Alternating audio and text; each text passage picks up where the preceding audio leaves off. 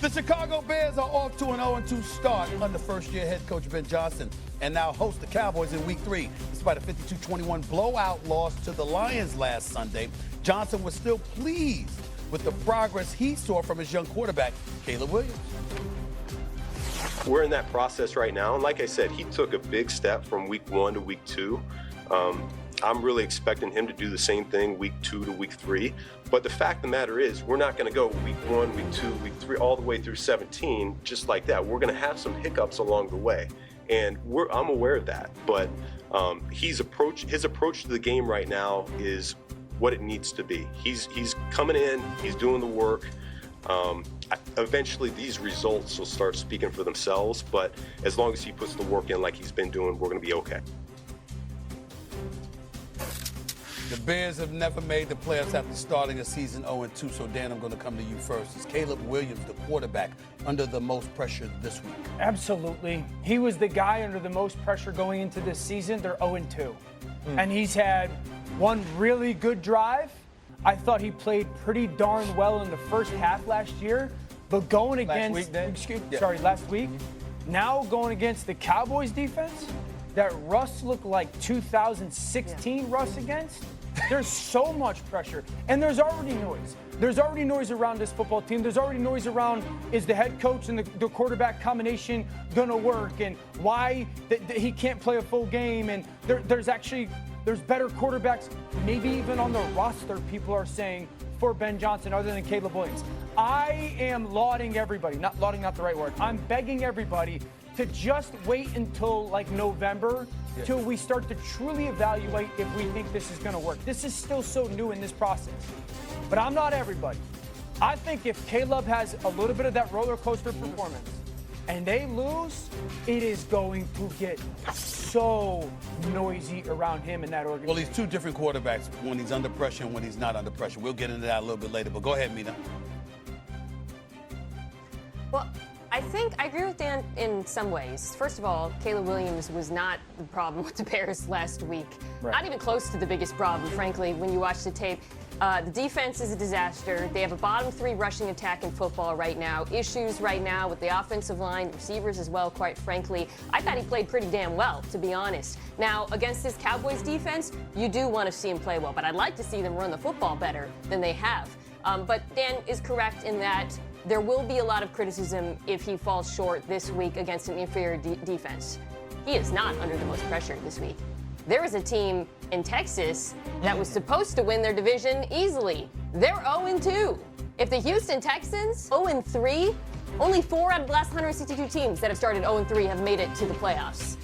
The expectations for that team and for C.J. Stroud are way different than the expectations should be for the Chicago Bears this season. So to me, Stroud, that's a must-win game. Like, that's a season-defining game for C.J. Stroud this week against Jacksonville, their divisional rival.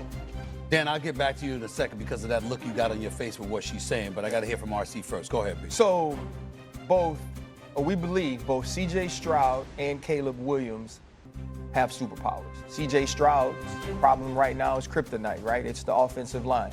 Caleb Williams' problem is, as Superman, you got to convince him that Clark Kent was as much superhero as Superman was. Tua Tagovailoa doesn't have a superpower. Matter of fact, Tua Tagovailoa has only started to talk about his humanity.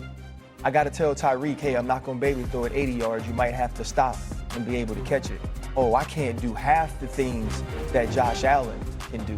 You start to speak in this way when the film starts to say it.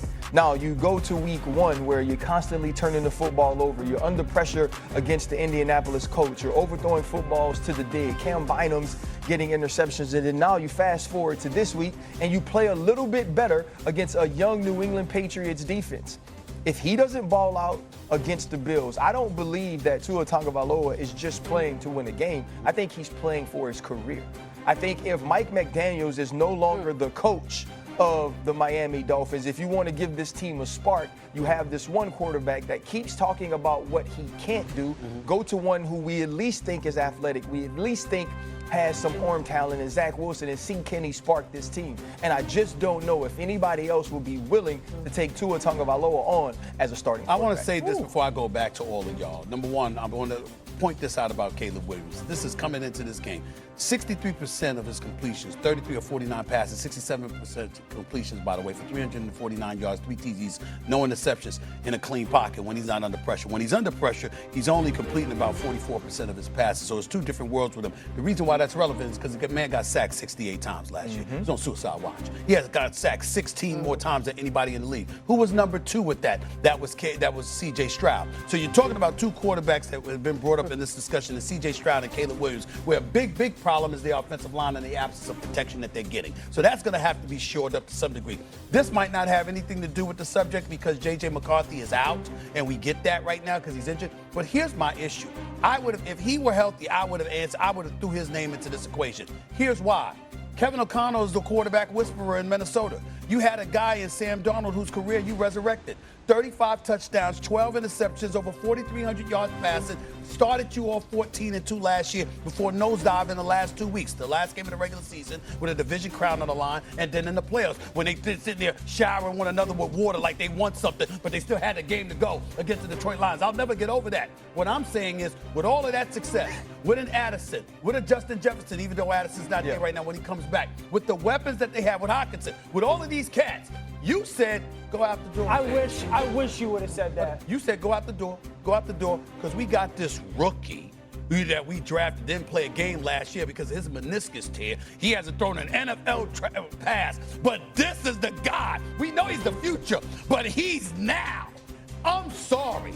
I would have thrown J.J. McCarthy in that discussion in a heartbeat as a quarterback and under that the most would pressure. have I would have been. What would have been? Ridiculous to do. Based on what I said. I'm saying he would be 2 games in his but it's not about him. It's about the decision that Kevin O'Connell made, saying with all of these weapons, I'm going to go with the rookie. I'm going to go with the rookie.